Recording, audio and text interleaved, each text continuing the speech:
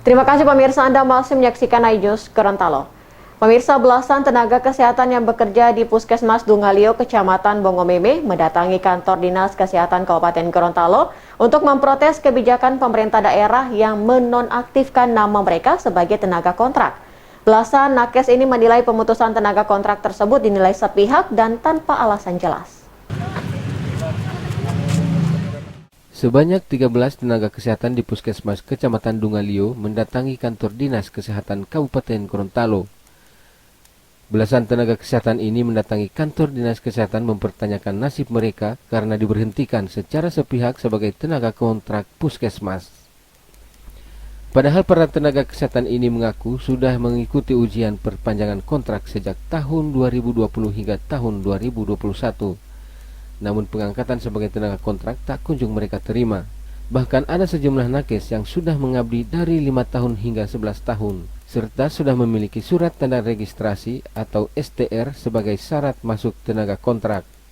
Saya sempat ikut ujian bersama teman-teman saya.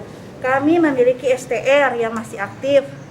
Di 9 orang ini ada teman-teman saya yang merupakan bidan desa. Mereka ada 5 orang. Itu juga sudah di blacklist, tidak jadi lagi menjadi tenaga kontrak di tahun 2021. Tapi tiba-tiba ada merekrut kontrak baru. Ada yang bekerja dan ada pun yang tidak bekerja. Contoh yang baru lulus langsung masuk dengan status SK tenaga kontrak. Nah, yang menjadi pertanyaan saya, di mana keadilan itu? Keadilan bagi kami dengan blacklist ini ada apa? Kami di sini alhamdulillah berjalan dengan lancar dalam pekerjaan, syarat memenuhi. Tiba-tiba juga ada yang ikut ujian yang tidak memenuhi syarat, namanya masih jadi tenaga kontrak yang tidak ada STR. Menanggapi keluhan tenaga kesehatan, Kepala Dinas Kesehatan Kabupaten Gorontalo langsung melakukan pertemuan dengan belasan tenaga kesehatan itu. Dari hasil pertemuan tersebut didapati bahwa 5 dari 3 tenaga kesehatan dalam proses perpanjangan kontrak secara bertahap. Sementara 8 orang lainnya kontraknya tidak diperpanjang karena tidak lulus seleksi ujian. Meski demikian, 8 tenaga kesehatan tersebut akan dipekerjakan di puskesmas lainnya yang masih kekurangan tenaga kesehatan. Kontrak ini hanya per tahun, jadi tahun berikutnya itu dilakukan evaluasi lagi. Bisa saja diperpanjang, bisa saja tidak, tergantung nanti kinerja mereka. Ada beberapa variabel yang dinilai. Misalnya seperti kinerja, integritas, loyalitas itu sangat penting.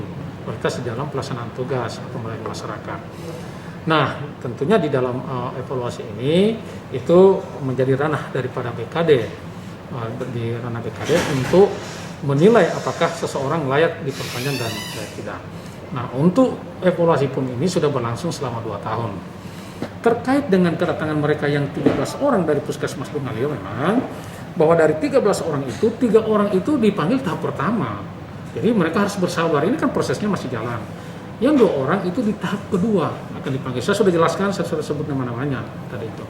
Yang 8 orang ini memang tidak mengikuti seleksi di tahun 2021 untuk perpanjangan 2022. Kenapa?